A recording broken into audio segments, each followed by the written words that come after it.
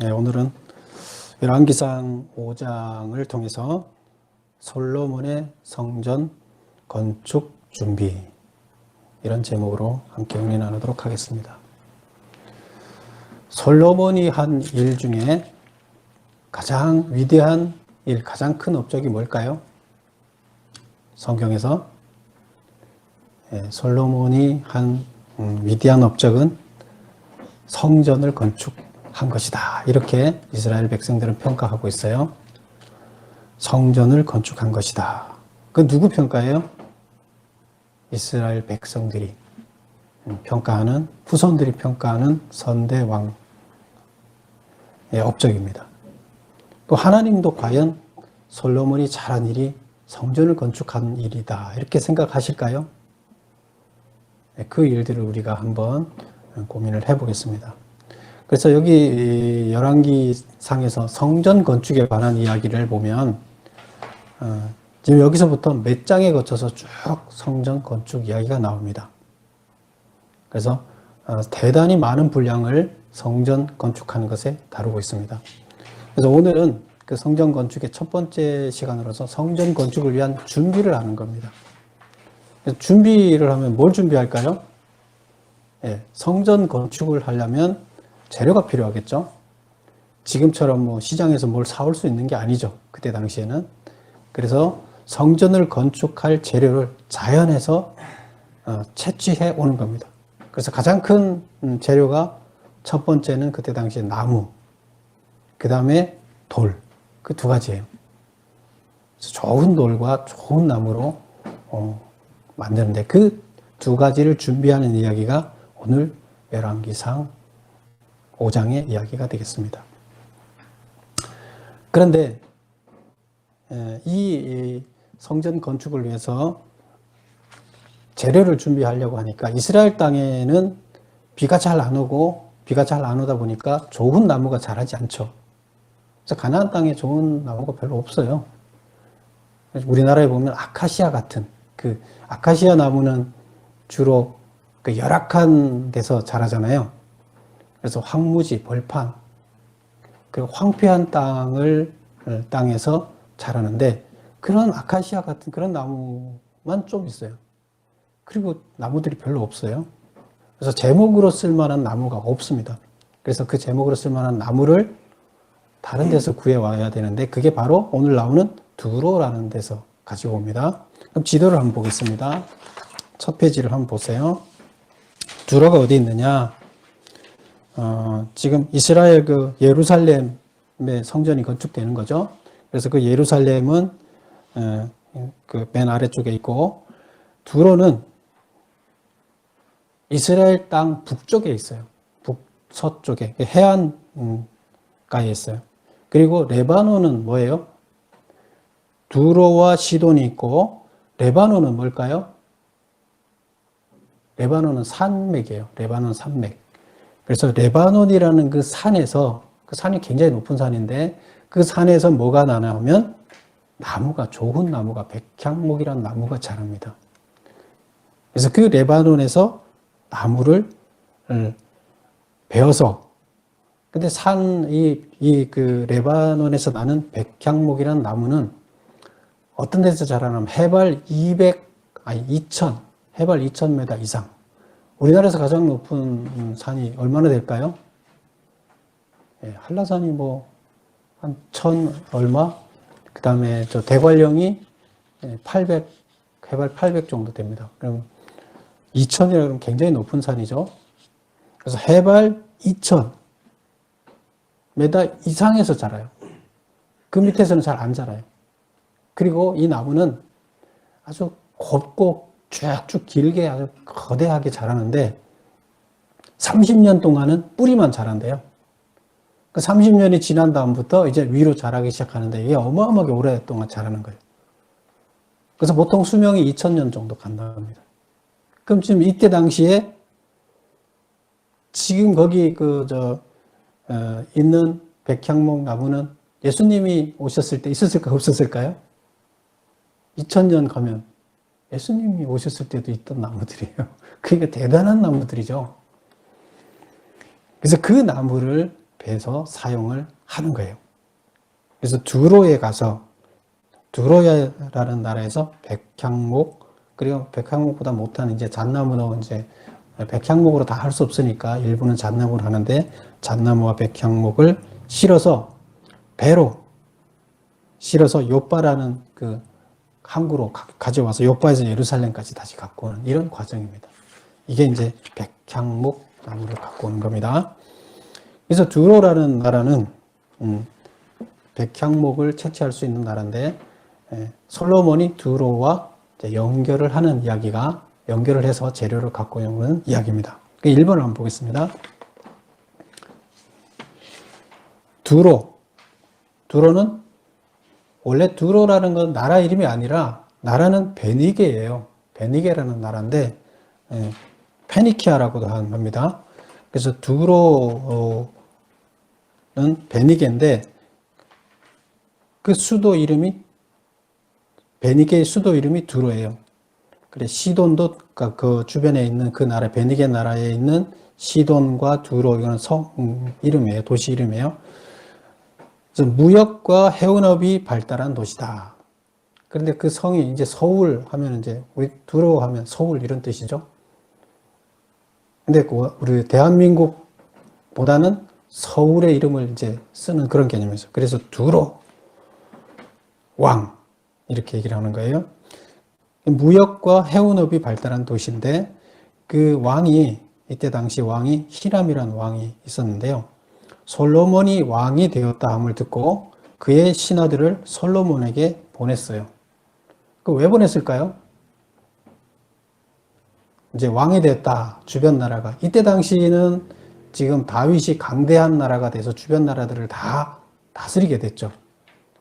그래서 영향력을 미쳐요. 그러면 거대한 나라가 왕이 바뀌었으면 그 주변국들은 어떻게 해요? 가서 인사를 드려야 되겠죠. 답을 보겠습니다.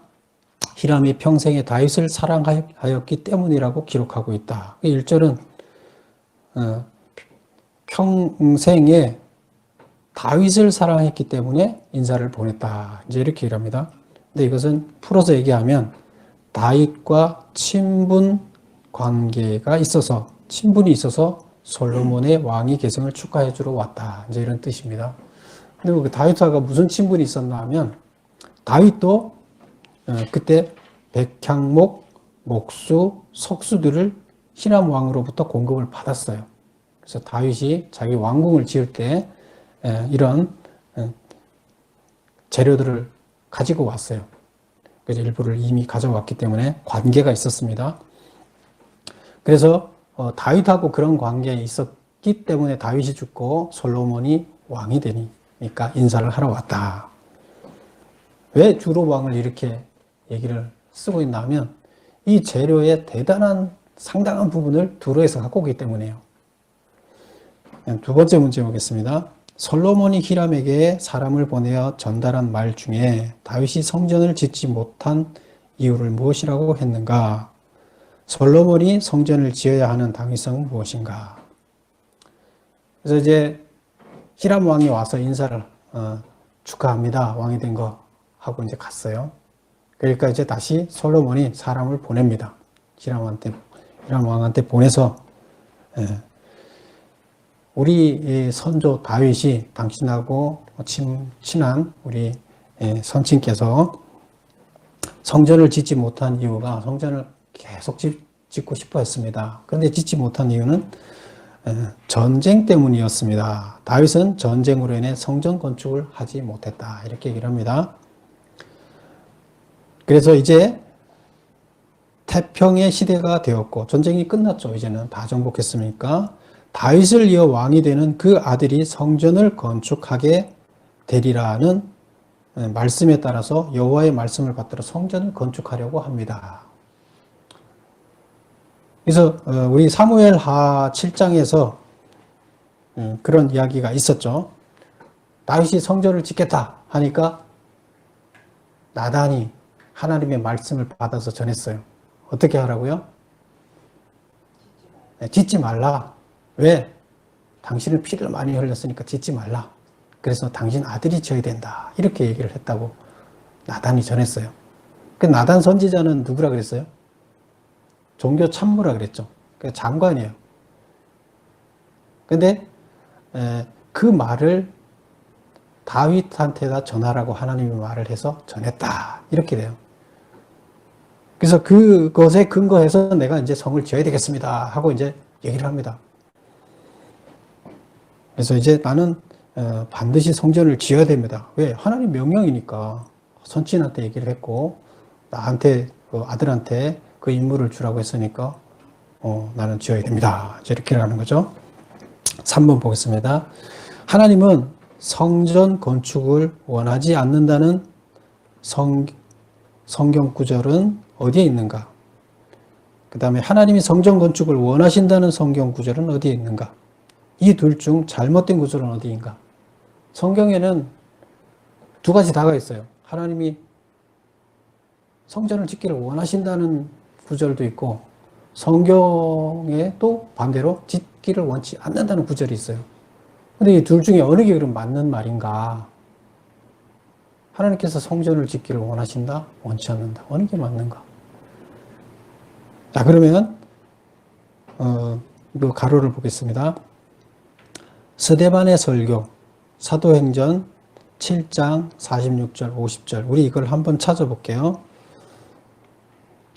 첫 번째 나오는 거는 성전 건축을 하나님께서 원치 않는다. 하나님께서는 하나님을 위해서 거대한 성전을 짓는 것을 원치 않는다 하는 내용이 어디 있느냐? 스데반의 설교에 있습니다. 사도행전 한번 찾아보겠습니다. 신약의 행이라고 써져 있는 것이 사도행전입니다. 사도행전 7장 46.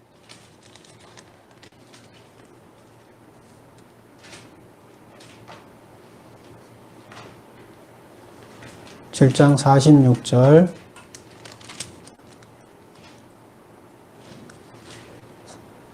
46절에서 50절까지 한번 보겠습니다.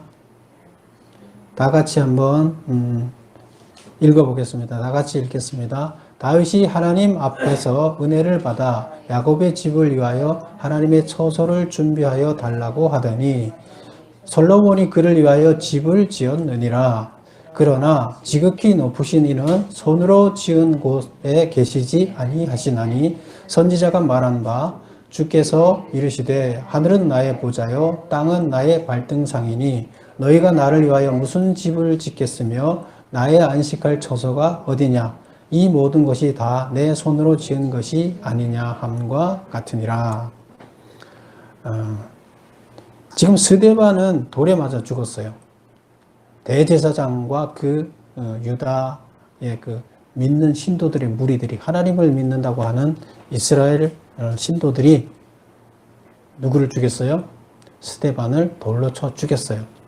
근데 그 죽은 이유가 뭐죠? 돌로 쳐 죽인 이유가 뭐냐? 네, 성전 모독죄예요. 그 다음에 율법을 모독한 죄예요. 대제사장이 그 자리에 있었고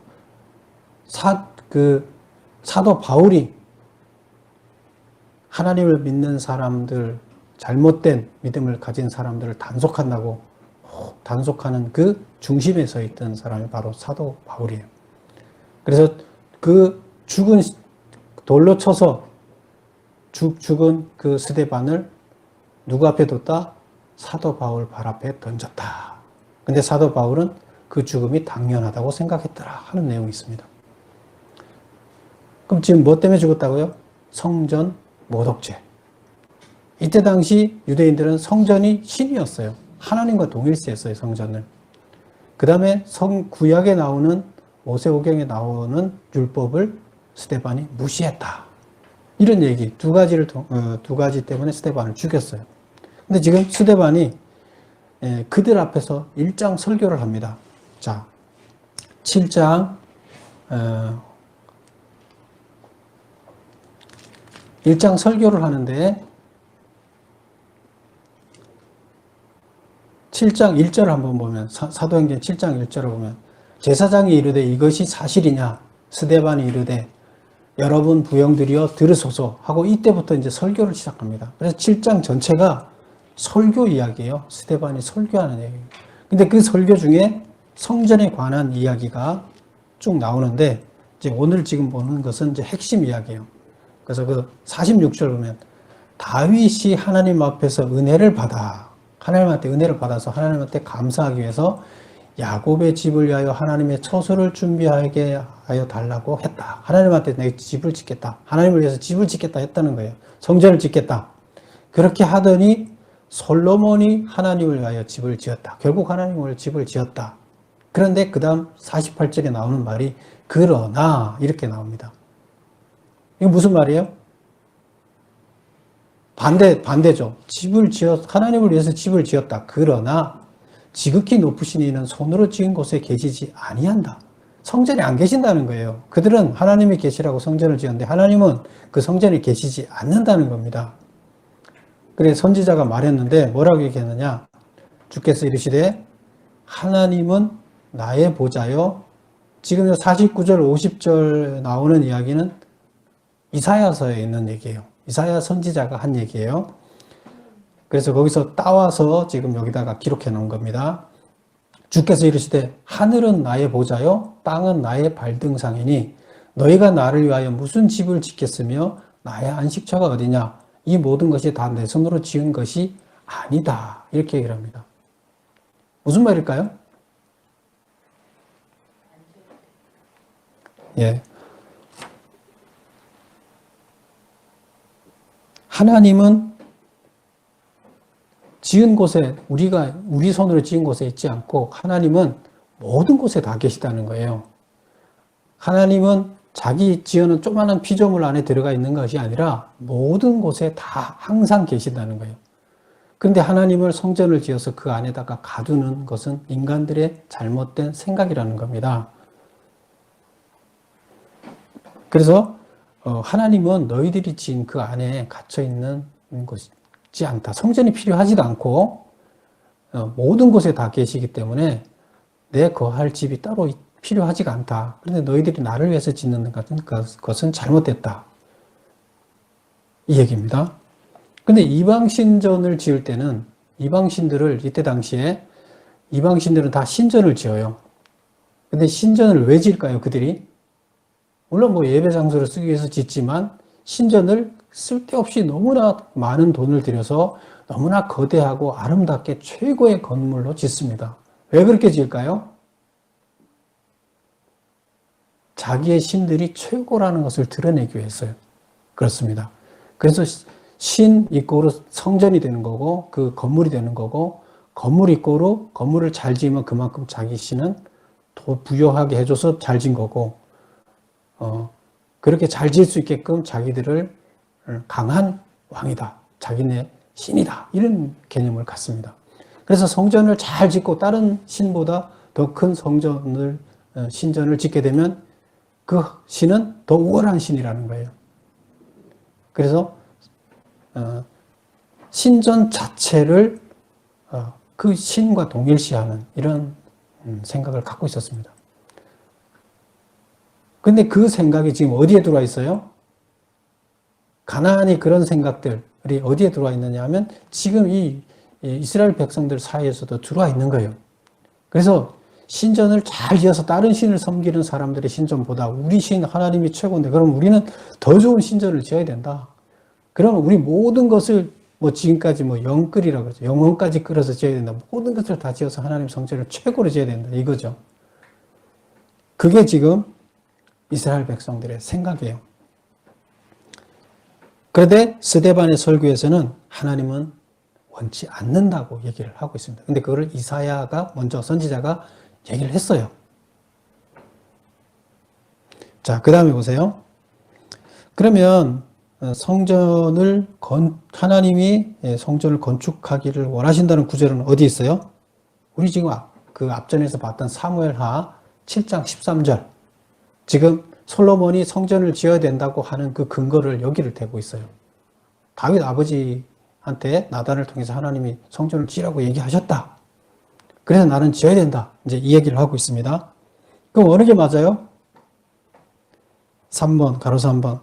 사무엘 7장 13절은 나단이 정치적 목적에서 만들어낸 내용이다. 그래서 그 내용은 하나님이 다윗한테 준 계시가 아니고 정치적 목적에서 만들어낸 이야기예요. 그래서 그들의 생각을 갖고 하나님한테 정말로 좋은 것으로 하나님께 바쳐야 되겠다는 자기네 생각, 그리고 정치적으로 다른 신들보다 우월한 신이라는 것을 드러내기 위한 그들의 욕심이에요. 하나님의 뜻하고는 상관이 없어요. 그럼 어느 게 맞는 거예요? 하나님은 신전을 원치 않는다. 이렇게 얘기했어요. 우리 지난 시간에 봤었죠. 하나님의 성경을 꿰뚫고 있는 올바른 하나님의 생각은 어디에 있다고요? 창세기에 누구의 생각? 창세기 요셉의 생각에서부터 신해상 계약법으로 해서 그다음 선지자들로 이어진다 그랬죠. 예언자. 그래서 예언자 이사야로 이렇게 맞는 거예요. 근데 역사서는 뭐예요? 그들의 사관을 갖고 정치적 목적에 이용하기 위해서 사용했기 때문에 역사적인 사실은 부분적으로 맞을 수는 있지만 많은 부분에서 잘못 그들의 목적에 의해서 기록되어져 있다. 생각들이 들어가 있다. 이렇게 얘기를 했었죠. 그래서 지금 하나님께서 성전을 지으라고 했다 하는 이 솔로몬의 이야기는 당위성 당위성이 있다고 얘기를 하지만 사실은 그것은 지어낸 이야기다. 그럼 당위성이 없다는 얘기입니다. 그 다음 보겠습니다. 4번. 성경에서 말하는 성전이란 무엇인가? 그러면 성경에서 성전을 어떤 것을 성전이라고 말할까? 1번 보겠습니다. 성전이란 하나님을 만나는 공간이 아니라 마음이다. 하나님과 우리가 만나는 곳이 성전이에요. 그런데 하나님은 어디서 만나나? 공간에서 만나는 하나님이 아니세요. 하나님은 영과 영으로 만나십니다. 성전에서 만난다 그러면 성전에 오지 않으면 하나님을 만날 수 없다는 얘기예요. 그렇죠? 근데 하나님은 성전이 아니더라도 우리는 항상 하나님과 만날 수 있어요. 그것이 뭐예요? 마음, 우리의 영이에요. 하나님의 영과 우리의 영이 만나는 겁니다. 그래서 만나는 그 공간은 영이지, 마음이지, 유형, 어떤 형태가 있는 건물이 아니라는 겁니다. 그래서 하나님이 성경에서 얘기하는 성전은 마음을 얘기합니다. 우리의 영을 얘기합니다. 그래서 하나님은 무소부재하신 분이다. 그거 한문을 한번 풀어볼까요? 무소부재. 예, 무소하면 장소가 없다. 어떤 장소냐? 뒤에서 수식하는 거죠. 있지 않는 곳, 존재하지 않는 곳. 하나님이 존재하지 않는 장소는 없다. 무슨 말이에요? 하나님은 모든 장소에 있다는 거예요. 하나님이 존재하지 않는 장소는 없다. 하나님은 우리 인간처럼 공간이나 시간에 제한받아서 어느 한 곳에 있을 거라고 우리는 생각하는 것은 우리의 잘못된 사고예요. 하나님은 시간과 공간을 초월하기 때문에 모든 장소에 있어요. 그리고 과거와 현재와 미래 동시에 모든 장소에 동시에 모든 시간에 동시에 존재하시는 분이에요. 우리 생각으로는 이해가 안 되지만 하나님은 그러시는 분이에요. 그래서 신이에요. 절대자세요. 우리는 과거를 잊어버릴 수 있지만 하나님은 현재처럼 과거에 존재하고 계세요. 동시에 알고 계세요. 그래서 하나님은 어느 곳에나 있다. 무소부재, 존재하지 않는 곳이 없다. 즉 모든 피조물 가운데 침투하여 계시며 어떤 제한된 공간에 갇혀 있지 않으신다. 그러므로 하나님을 위한 물리적 성전은 필요치 않다. 다만 특별한 영적인 상태만이 필요하다. 하나님을 만나려면 특별한 영적인 상태가 돼 있어야 만나는 거예요. 그렇지 않을 때는 만날 수가 없어요. 하나님이 거룩하기 때문에 하나님과 비슷해지지 않으면 만날 수가 없어요. 2번 보겠습니다. 그러므로 중요한 것은 임재하시는 하나님을 만나는 것이다. 그 만남을 위해서는 특별한 공간이 필요한 것이 아니라 특별한 마음이 필요할 뿐이다. 하나님의 생각과 같아지고 하나님이 행하시기를 원하시는 것을 행하고자 하는 마음이 필요한 것이다. 즉 하나님의 심정으로 온전히 회복된 마음, 곧 하나님이 임재하시는 성전인 것이다. 그래서 회복된 마음이 곧 하나님이 임재하시는 성전이라는 겁니다. 회복된 마음. 우리 인간적인 어떤 욕심에 가득 차 있는 마음이 아니라 하나님의 생각처럼 최초에 창조된 상태대로 회복된 마음. 그런 마음이 뭐라고요? 하나님이 임할 수 있는 곳, 곧 성전이에요. 그러면 하나님께서 성전을 건축해라 그러면 어떤 성전을 얘기하는 거예요? 하나님이 임할 수 있게 마음을 회복해라는 거예요. 성전을 건축하라는 얘기는. 유형의 건물을 건축하라는 얘기가 아닙니다. 근데 우리는 계속 유형의 건물을 이방신을 사람들이 섬기듯이 그것을 신으로 생각하고 그거를 잘 해놔야 하나님이 우리를 축복해 주는 것으로 생각하면서 계속 그것을 추구해 왔어요. 중세도 그랬고 고대도 그랬고 심지어 현재도 마찬가지입니다. 현재도 큰 교회들은 더 멋있는 건물을 하나님한테 드려야 된다 생각합니다. 하나님은 그 건물이 필요치 않아요.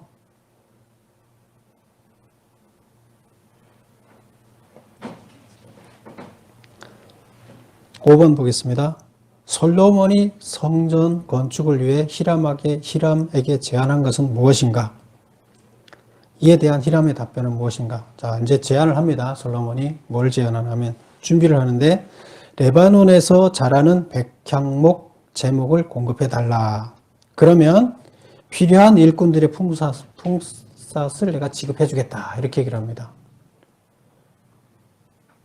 그런데 당연하죠. 좋은 제목을 갖고 오기 위해서 거기밖에 없으니까 레바논 산맥밖에 없으니까 그 산에서 그것을 채취해서 높은 산에서 해발 2000까지 올라가려면 얼마나 높이 올라가야 돼요. 거기서 나무를 베어서 끌고 내려오려면 얼마나 힘들겠어요. 근데 어쨌건 그것을 공급해달라. 그러면 필요한 일꾼들의 품삯을 지급해주겠다. 그리고 필요한 우리 인력을 또 당신한테 인력도 보내주겠다. 이렇게 얘기를 합니다. 그래서 제안을 하니까 그쪽에서 답변을 합니다. 두루왕이 백향목의 제목을 원하는 대로 공급해주겠다. 그 다음에 일꾼들의 품삯을 준다 그랬는데 그것은 식량으로 공급해달라. 거기는 산악지대고 해안지대이기 때문에 평야가 별로 없어요. 곡식이 별로 없습니다. 그래서 거기서는 주로 무역을 해서 이렇게 먹고 사는 해안 무역 도시인데 그러다 보니까 이들은 식량이 필요한 거죠. 그래서 그 품삯을 식량으로 공급해달라 이렇게 얘기를 했고 그래서 솔로몬은 밀 2만 고루 그 다음에 맑은 기름 20고루를 공사하는 7년 동안 매년 지급했다. 그래서 이게 엄청난 양이에요. 여기서 고루라는 것은 220리터를 얘기하는데 이것은 한 가마니보다 좀 많습니다. 근데 우리가 그냥 한 가마니라고 생각을 하더라도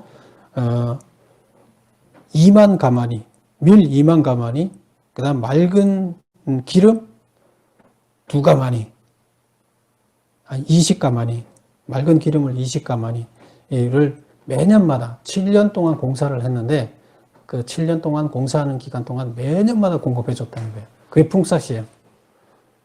대가죠. 그럼 상당한 양을 공급했어요. 이 양은 예루살렘 성에서 쓰는 그 예루살렘 성에서 12도에서 매 성에서 쓰는 물건을 한 달씩 나눠서 공급해 왔죠.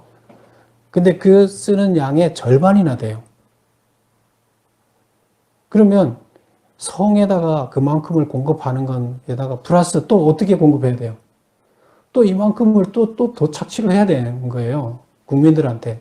그럼 국민들은 예루살렘 성에 사람들을 먹여 살리기 위해서는 엄청나게 고생을 하는데 또 두로의 그 사람들까지 다 먹여 살려야 되는 거예요. 백성들은 힘들어요, 안 힘들어요? 죽을 지경인 거예요. 엄청나게 힘들어요. 뭐 때문에 이래요? 성전 짓는 것 때문에. 하나님이 원치 않아요. 하나님 백성들이 다 편안하게 배불리 먹고 살기를 바라요. 자기 자식이. 그런데 하나님 섬긴다는 명목으로 다 착지해서 백성들이 너무나 힘들어서 지치게 만듭니다. 하나님이 그걸 과연 원하셨을까? 무려 이 공사를 성전 7년 또 예루살렘 성을 짓는데 13년 합쳐서 20년을 이렇게 합니다. 백성들이 살아남겠어요? 그러니까 당연히 이제 그 다음 아들 때 르호보암이 이제 솔로몬이 죽고 아들이 왕이 되려고 그러니까 내가 왕이 되겠소 하니까 뭐라 그래요? 당신 왕 되는 거 좋은데 세금 감면해주면 우리가 당신을 왕으로 모시고 그러면 그렇지 않으면 당신 아버지 때처럼 그러면 못 모시겠다 그러니까 나는 아버지 때보다 몇 배로 더 올리겠다 그러는 거죠. 그래서 나라가 갈라진 거 아니에요. 이게 하나님의 뜻일까요? 아닌 거죠. 근데 솔로몬은 어떻게 생각했어요? 그게 하나님의 뜻이라고 생각했어요.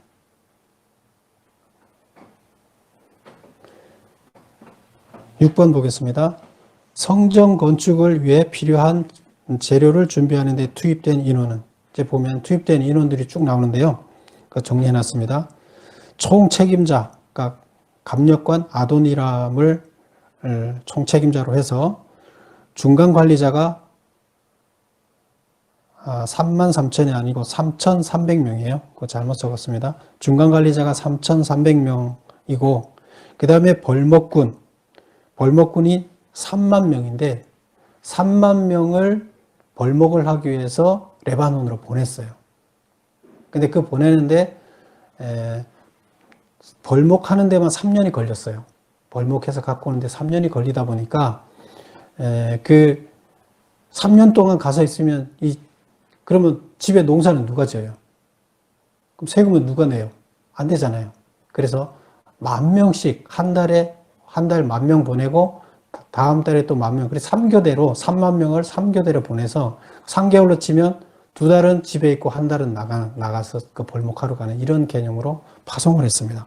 그래서 3만 명을 벌목군으로 보냈고 그 다음에 짐꾼, 그 나무를 또 옮겨야 될 거 아니에요. 그 다음에 또 돌도 채취해서 짐을 옮겨야 되는데 짐꾼만 7만 명. 그 다음에 채석꾼은 돌을 또 캐는 거예요. 나무만 필요한 것이 아니라 또 돌을 채석해야 되잖아요. 돌은 주로 이스라엘 땅에서 채석을 했는데 그래서 거기 돌을 채석하는 사람만 8만 명이었어요. 그래서 총 지금 여기 나온 인원을 따지게 되면 18만 3,300이에요. 앞전에 인구조사를 했을 때, 다윗 왕이 인구조사를 했을 때, 다윗이 죽기 전에 인구조사 했었죠. 그때, 몇 명이었죠? 120만이었어요. 그러니까 장정만 조사한 거고, 여기도 물론 장정만 얘기해요. 120만이었는데, 지금 3년 동안, 재료를 준비하는데 거의 20만 가까이를 지금 사용하고 있다는 거예요. 그럼 엄청난 숫자를 사용한 거죠. 뭐 이것만 하지는 않았겠죠. 그리고 그 다음에 또 이어서 계속 이제 공사를 해서 20년을 이렇게 백성을 부려먹었다 그러면 백성들은 정말로 피골이 상접하는 거예요. 7번 보겠습니다. 솔로몬의 성전 건축은 하나님의 뜻에 합당한가? 솔로몬의 성전 건축은 백성들의 삶을 착취하고 고통스럽게 하는 이방 신전 건축 목적과 다르지 않으며 백성들의 삶을 가슴 아프게 바라보고 계시는 하나님의 뜻에 어긋난다. 하나님이 바라는 것은 뭐예요? 자기를 위해서 백성들이 정말로 못 먹고 고생하면서 이렇게 사는 것을 바라지 않아요. 그들이 행복하게 서로 풍족하게 또 가진 자가 없는 사람한테 나눠줘서 다 같이 굶지 않고 다 같이 행복하게 살기를 바라세요. 그런데 잘못된 신앙, 잘못된 지도자의 생각 때문에 하나님을 섬긴다는 잘못된 신앙으로 모든 사람들을 힘들게 하는 이것은 하나님을 가슴 아프게 하는 거예요. 너무나 가슴 아픈 거예요. 이것은 원치 않는, 하나님께서 원치 않는 거예요. 그런데 가장 큰 업적 중에 하나, 이방 신전을 마치 만들어 놓고 자기 신이 최고다. 그래서 신이 기뻐하실 것이다. 이렇게 생각하는 그들과 똑같이 변질되어 있다는 거예요. 하나님의 뜻을 알지 못하는 거죠. 오늘날 우리는 어떻습니까? 오늘날 우리들의 교회는 어때요? 오늘날도 비슷한 생각을 하는 교회들이 많습니다. 그래서 교회를 질 때마다 다윗, 나단 선지자가 했던 다윗의 했던 그 말, 하나님이 이렇게 지으라고 했다. 그래서 성전을 짓는데 모든 것을 집을 팔아서 바쳐라. 없어도 일단 얼마를 내겠다고 약속을 하게 되면 하나님이 축복해 줄 것이다. 다 바치고 나면 몇 배로 갚아줄 것이다. 뭐 이런 식으로 계속 사람들을 잘못된 신앙으로 이끌어서 돈을 다 끌어서 건물들을 올리는 그런 예가 있습니다. 그런 것들은 하나님이 기뻐하시겠냐는 거죠. 하나님의 관점은 건물에 있지 않아요. 하나님 필요치 않기 때문에. 단지 모여서 예배드리기 위한 필요한 장소는 필요하지만 그냥 그 정도면 돼요. 근데 그게 무슨 대단히 모든 것을 끌어서 지을 만한 그런 건 아니에요. 모일 수 있는 공간이면 돼요. 그리고 많은 사람들이 모이는 것을 하나님은 원하지 않았어요. 그래서 다 지방으로 흩었어요. 이스라엘 중앙에다 이걸 만들지 않고 다 지방에 흩어서 각자 사는 지역에서 가족 단위로 예배를 드리게 했고 단지 주말에 모여서 그 지방 자치단체에서 제사장이 있는 곳에 모여서 성경 공부하는 그러니까 하나님 말씀을 바로 배우는 것 그것만을 강조했어요. 하나님은. 그래서 대단한 뭔가를 지으라고 얘기하지 않았어요. 성전을 지으라고 하지도 않았어요. 바로 하나님께서 원하시는 성전은 어디에 있느냐? 우리 마음을 짓는 거예요. 그러면 우리가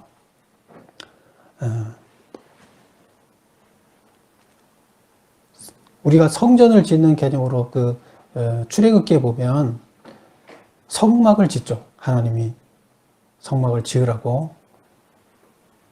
모세한테 명령을 해서 성막의 사이즈를 다 가르쳐주고 아주 철저하게 그걸 짓게 합니다. 그러면 그 성막을 우리는 그걸 지금 건축물 성전으로 생각하고 있는데 그럼 그 성막은 뭐예요? 성막이 왜 필요했던 거예요? 하나님이 왜 그렇게 지으라 그랬던 거예요? 네, 성막은 그 성막 자체가 건축물을 얘기하는 게 아니에요.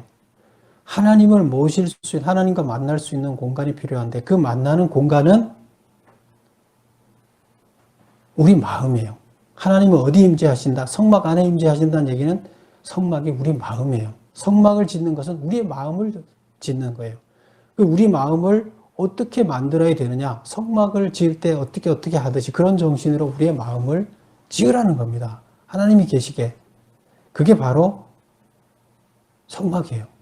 우리 마음을 짓는 방법을 가르쳐주고 우리 마음의 성전을 지으라 이렇게 얘기를 했어요.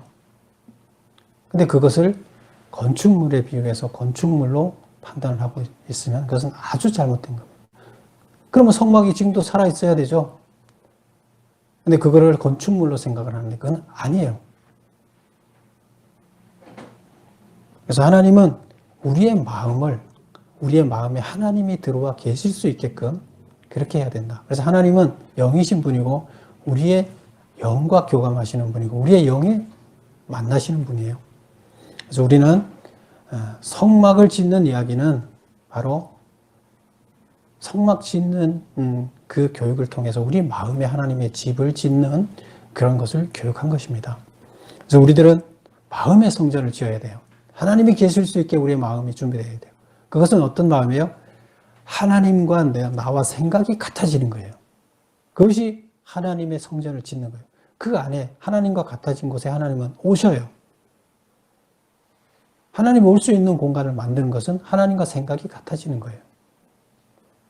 하나님의 성전을 짓는 것은 하나님의 말씀을 통해서 하나님이 어떤 생각을 하고 있는지 깨닫고 우리가 하나님처럼 우리 생각이 바뀌는 겁니다.